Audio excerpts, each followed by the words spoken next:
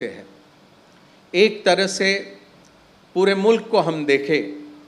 तो दिखता है कि एक तरफ उपेक्षित वर्ग है तो दूसरी तरफ प्रस्थापित वर्ग है। हमेशा ये उम्मीद करी जाती है कि सरकार चाहे जिस भी राजनीतिक दल का हो, सरकार के ज़रिए उपेक्षित वर्गों को कैसा न्याय मिले उस तरफ ध्यान दिया जाए। उपेक्षित वर्गों के लिए जो तमाम कानून अधिनियम बने हैं उसको असरदार तरीके से लागू करने का काम होता रहे।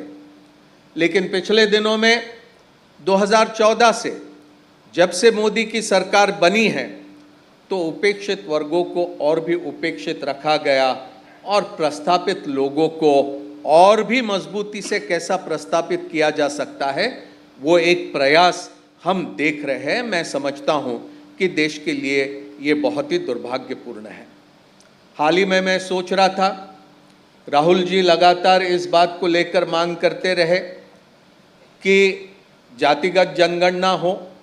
और स्थिति स्पष्ट हो जाए कि समाज का कौन सा हिस्सा, समाज का कौन सा वर्ग, समाज की कौन सी जाति, कौन सी उपजाति किस स्थिति से अपनी ज़िंदगी बसर कर रही है। इसी के साथ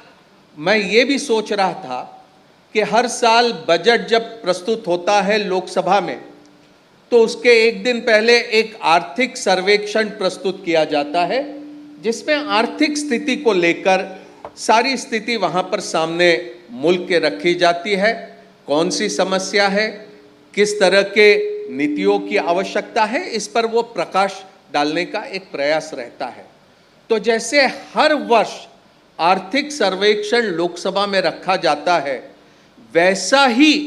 क्या हम ये भी कर सकते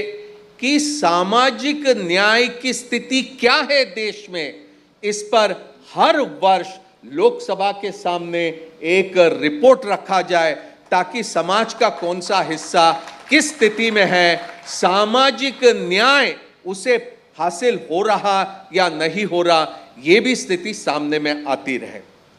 दलित आदिवासियों के लिए कई सारे कानून बने। Schedule caste schedule tribe prevention of atrocities act बना। अनऑर्गेनाइज सेक्टर में काम करने वाले तमाम लोगों के लिए विभिन्न कानून बने। मिनिमम वेजेस से लेकर बाकी उन्हें किस तरह से सामाजिक सुरक्षा मिले इसको भी लेकर कानून बने। लेकिन आज स्थिति किस तरह की है कि हमारे असंगठित कामगारों को ना उनके वेजेस ढंग के मिलते हैं, अनेकों घंटों तक उन्हें काम करना पड़ता है, सामाजिक सुरक्षा का किसी तरह से उन्हें कोई आश्वासन नहीं है, हेल्थ इंश्योरेंस से वो बहुत दूर दूर तक के नज़र आते हैं। और ऐसे स्थिति में मैं समझता हूं कि हमारा दायित्व है कांग्रेस पार्टी का एक सदस्य होने के नाते, और कामगार कांग्रेस का विशेष रूप से यह दायित्व है कि असंगठित क्षेत्रों में काम करने वाले श्रमिकों के लिए, मजदूरों के लिए जो तमाम कानून और अधिनियम बने हैं वो उसे ठीक से पढ़ा जाए, समझा जाए और उस पर हम हमारे श्रमिकों के बीच जागृति पैदा करने का काम करें ताकि कानून में क्या प्रावधान है और उसका लाभ हम किस तरह से ले सकते हैं उस दिशा में प्रयास होना चाहिए। और अगर इस दिशा में अगर हम पहल करते हैं तो सड़कों पर उतरकर आंदोलन के साथ साथ कहीं पर हम राइट टू इंफॉर्मेशन एक्ट का सहारा ले सकते हैं और कहीं पर अगर कोर्ट कचहरी में जाकर भी अगर हमें कुछ आगे का रास्ता ढूंढना है तो वो भी ढूंढने की कोशिश हमें करनी होगी। मैं और अधिक समय इस मौके पर नहीं लूँगा, लेकिन ये उम्मीद करता हूँ कि इस बैठक के ज़रिए कुछ अहम फैसलों तक के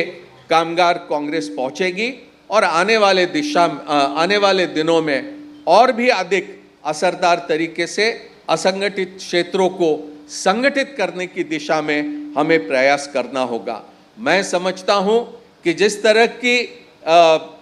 दृष्टि लेकर राहुल जी ने काम शुरू किया, मल्लिकार्जुन खड़गे जी ने जिस तरह का नेतृत्व संभाला है, तो यह हमारा दायित्व है कि उपेक्षित वर्गों को असंगठित वर्गों को और भी तेजी से हमें संगठित करके उन्हें आगे कैसा न्याय मिले उस दिशा में प्रयास करना होगा। इन्हीं शब्दों के साथ मैं उदित राज और उनके तमाम साथियों को बहुत बहुत धन्यवाद देता हूं।